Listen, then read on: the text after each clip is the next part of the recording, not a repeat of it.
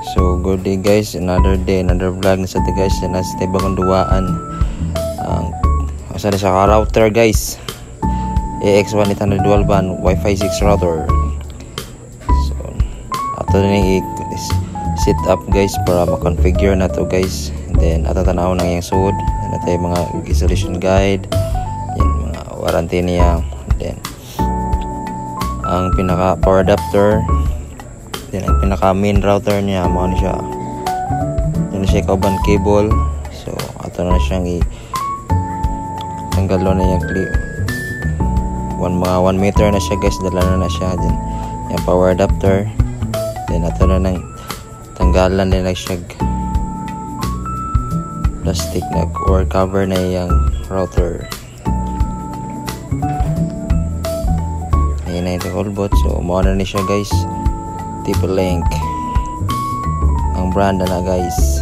So ato na siyang i-configure guys. So i-go niya na mo na siya.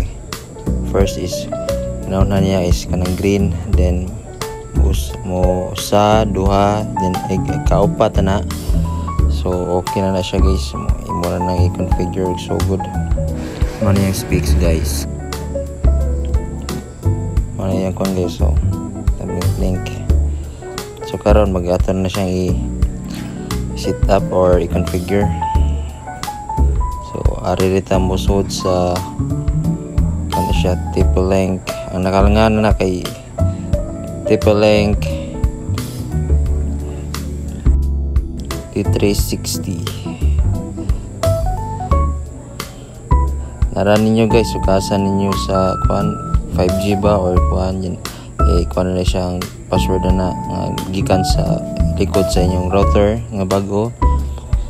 Ipaboto na ninyo ug mo connect na siya. After ana, ato ka sa browser ninyo.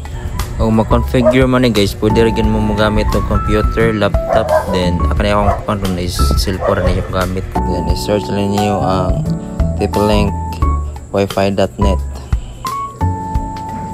After na is magkuhan mo password.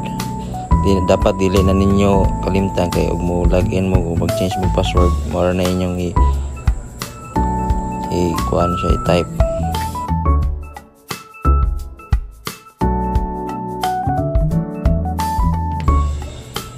After na makasud na mo, so mangita tag select tag your time zone. So wala mo kita direct Philippines, so mangita tag duol una pilan is Taipei.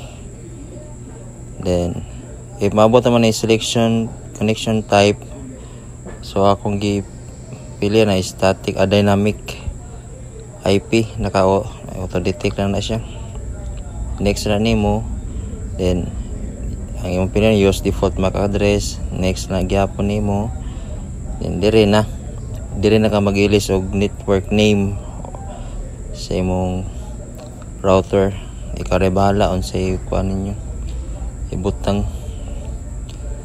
Then sa ubos na ana na mag-usab na kag password.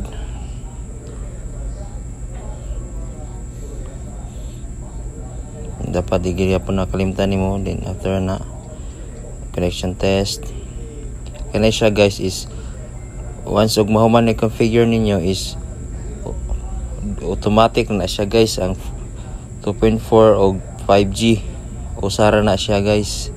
So kana next lang siya, then skip. So mara ni guys dire na makita nyo guys. So ato na i-try.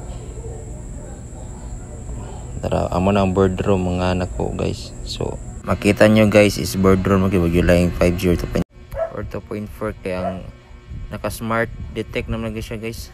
Ang router na magbuot asa i-connect imong device sa 5G ba. Ayos na, goods na. So thank you for watching guys. Makatabang ninyo. Thank you for watching guys. See you in my next vlogs.